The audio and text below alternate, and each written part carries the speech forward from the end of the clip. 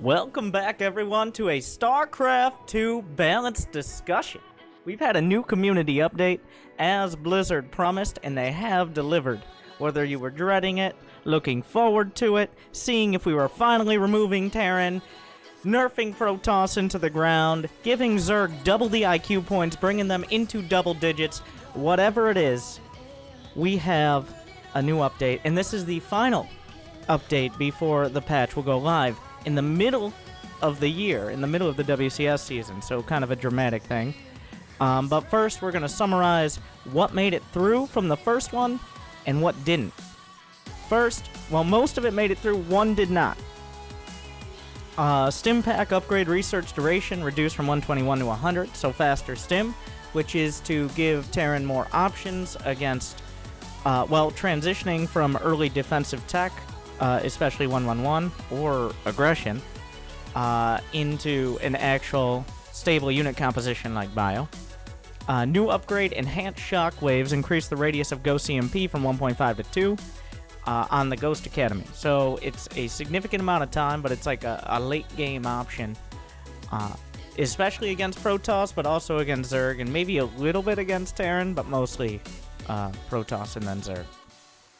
Interceptor build time decreased from 11 to 9. It's like, okay. Alright then. Strategic recall cooldown increased from 85 to 130. So that one made it through. I'll talk about all this, just finish off the last two. The one that did not make it through was the warp prism change into a longer warp-in time. But wait. There's something coming. Alright, hold here. Protoss players, don't get angry yet. Your time will come. So, the damage of infested Terrans was reduced in the last update, in the testing patch. But what players realized, of course it took players doing this, is infested Terrans ignored armor upgrades. So instead of nerfing infested Terran damage outright, they've just made armor upgrades work like they were supposed to in the first place. It took this long for people to notice that bug, but that means the damage reduction of infested Terrans, or the potential damage of infested Terrans, is lower as the game goes on, and players get more, especially air armor upgrades. So that's actually a bigger nerf to later game infested Terrans, and infestors in general, than just flat reducing the damages, because they were going to reduce the damage by 2, but with armor upgrades, it could be reduced by up to 3. So that's the difference there. Now here's the other proposal. The remove change. Warp prisms no longer start with warp conduit, essentially super pylons where they warp in 3 times as fast. That's like the pylons by Nexi, that was warp prisms, and pylons with a warp gate next to them. It's a significant... they agreed. It's a significant redesign, but I'm actually going to start with the change. There is a Warp Prism related change. Warp Prism costs increase from 200 to 250 minerals. So, we believe this cost increase will more accurately reflect the unit's power level. So you have to accurately reflect those power levels. That is especially... So what we're really targeting now with these changes is the early pressure potential of the Prism and the ability to negate defenders' advantage in the early mid-game, not so much in the later game. And now here's the big one as well. Warp Prism pickup range decreased from 6 to 5. Alright, now we're going to go back. That's happening. We're going to go back to the other change that will be added.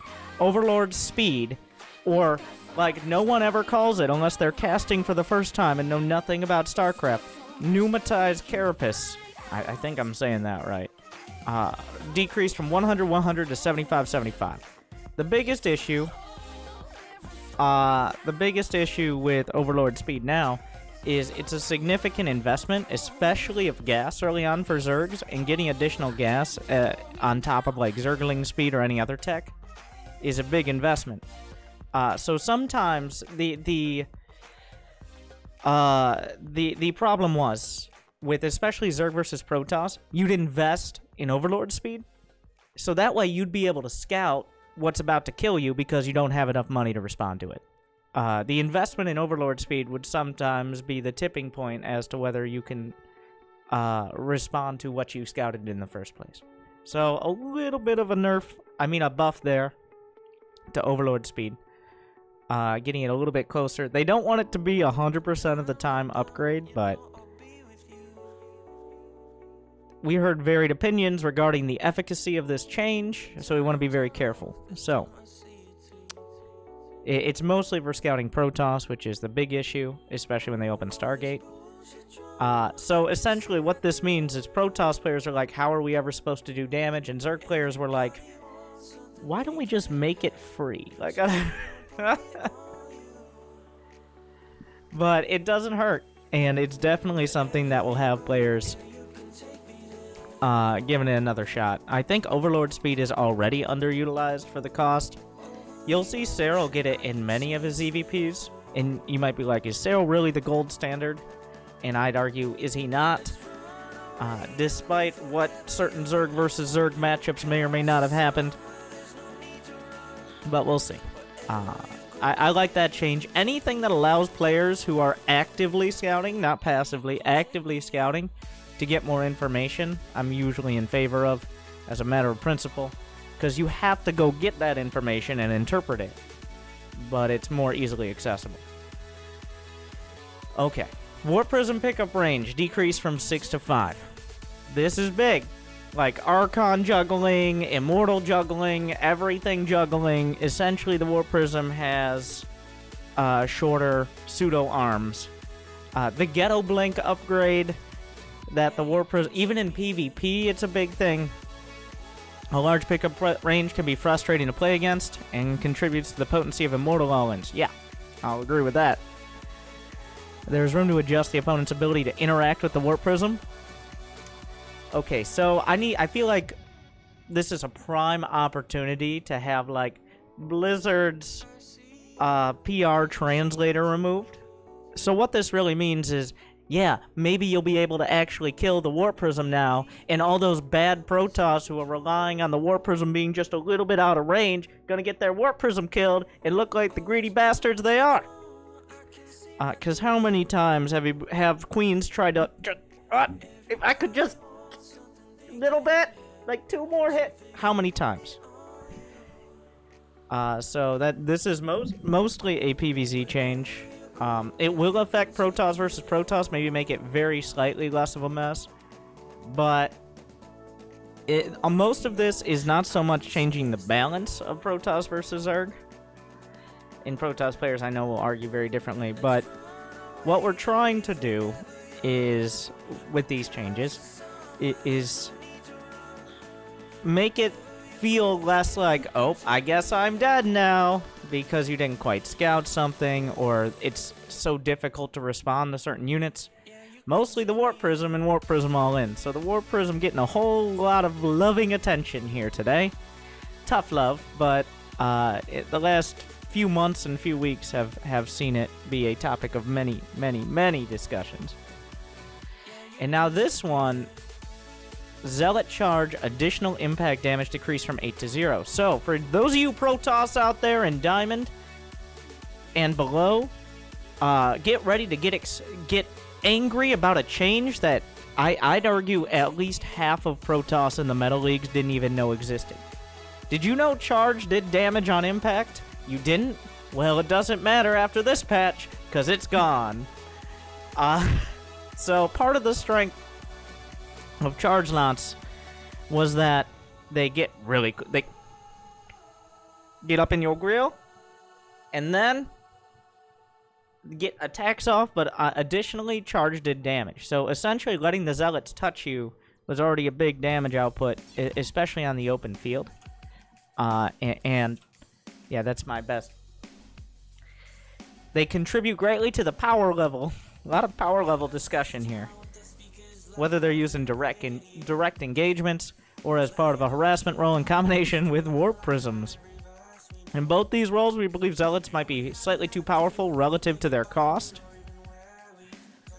Our intention is to lower the frontal power of the Protoss army and slightly diminish the strength of Zealot harassment. In PvZ, this change will allow unupgraded Zerglings the ability to take additional hits from charge lots without +1 ground weapons, allowing them to be much more resilient. So Zerglings were the sacrifices in front of charge lots so that things like Hydras can survive, or even Roaches. So this is actually a significant... If multiple charges or multiple Zealots trigger their charge on Zerglings instead of ranged units at the back, that's actually a significant change, especially in the early mid-game. This is a buff to Terran, by the way. All of this is a buff to Terran. This entire patch, all of it, buff to Terran. So Terran players, just like 2 days, just 2 days. Let's see, can we do it? Can we do it, Terrans? Some of my best friends are Terran, okay? Like, it's like, but they didn't remove the warp prism from the... 2 days. All right. So let's see. Our general rationale for breaking apart all the aforementioned changes from 2 and 1, as you can go back and read, and if this is on YouTube, and it will be, because I always love seeing the comments and discussions, and they're very entertaining at the very least. On top of seeing the forum discussions, which are less entertaining and more concerning, but our general rationale for breaking apart all the aforementioned changes in Proposal 2 and 1 is that we believe they represent 2 distinct approaches to addressing many of the same issues. For the charge change, we believe not only that it has overlap with the prism warp-in speed, but the severity of both changes combined would also be too extreme. I'd agree. For a mid-year balance patch, it's like, Terrans, we got you. Maybe not this year. As this change is one to a core Protoss unit that is used at all phases, we plan to be extra attentive. If it does end up going live, we'll careful monitor. They will careful monitor. Don't you be concerned. They will careful monitor. Just how significantly each Protoss matchup changes. Yeah, that's actually the charge nerf and the prism nerf are both buffs to mech and bio. Zerg in general. So, first, my thoughts on this. I am concerned just these changes are too big of a nerf to Protoss. I wouldn't have minded seeing a buff somewhere that wasn't 2 seconds on the carrier. 2 seconds on the interceptor build time. Because right now, I don't feel like Protoss is particularly strong. It's just what they are strong at is very frustrating to deal with. Whether it's overwhelming front-loaded splash damage or untouchable harassment. Between recall, warp prisms, charge lots, like those are the right targets, but I would not have minded. I don't know where I'd put it. I would have not minded seeing something else. Also, at what point are we just going to go all the way? Make Protoss Brood War again. Bring back the shuttle. No warp-ins. 100 minerals. Zealot charge removed. Leg enhancements are back. But we're gonna just whittle it down.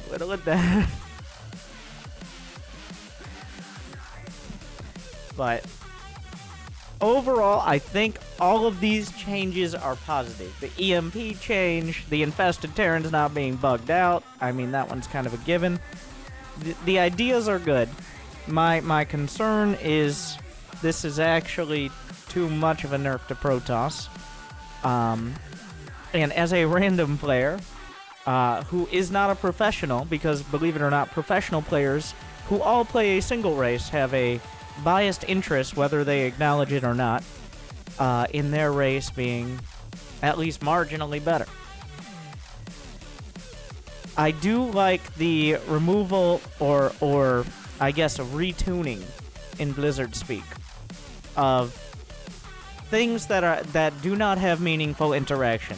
A warp prism that can magically juggle big energy balls or immortals from 8 miles away is not a very meaningful interaction. It's like, well, guess he's pretty good at micro.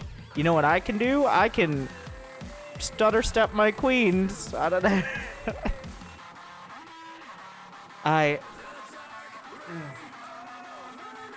So I'm gonna try to summarize this in a minute. Because one, I want my Twitch clip and my 1-minute clip for the people who are too impatient to open any single video that's over 10 minutes long, or bother for more than 30 seconds in making opinions. So first up, we're going to see if I can do that. Can I pull it off in 60 seconds? Starcraft 2 Balance Update finalized mid-2019. Stim Pack buffed. Ghost EMP buffed. Carrier Slight buff. Nexus Recall nerf. Infested Terran nerf kind of gradually. Overall, the Warp Prism major nerf is changed. Instead of having longer warp-in time, it will have a reduced pickup range and cost more minerals, as well as Zealot charge, impact damage going to 0, which means charge lot's not as strong in most scenarios. Overlord speed buff. Overall, changes in the right direction. Less frustrating opportunities for Protoss to just beat on all the other races, but at the same time, I'm a little concerned about the strength of Protoss, especially in the mid-game. Did we cover that minute? Okay, we're back.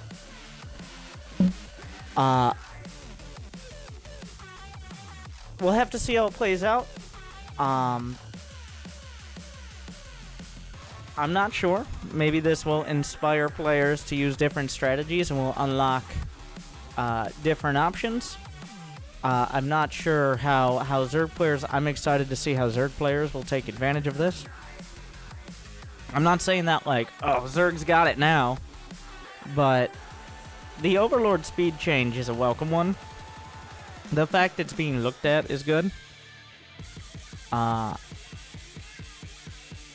I think these are all changes in the right direction, and I think we could add more in the right direction, but remember, it is a mid-year balance patch, so just changing this much in the middle of the season is very, it's unprecedented, and, well, hopefully it works out, and it puts everything in a better direction, but tentative thumbs up, but with some severe caveats. Hopefully you guys enjoyed this breakdown. Or if you didn't enjoy it, found it helpful at the very least. Give me your opinions, strong or otherwise. Debate other people's opinions. You got YouTube comments. You got Twitch chat. You got the forums. If you make a whiny enough post on the forums, I might even read it dramatically in my narrator voice. We'll see. But what do you think? Is Protoss going to be playable? Did Terran get removed? Is Zerg fair? We'll find out. Thank you.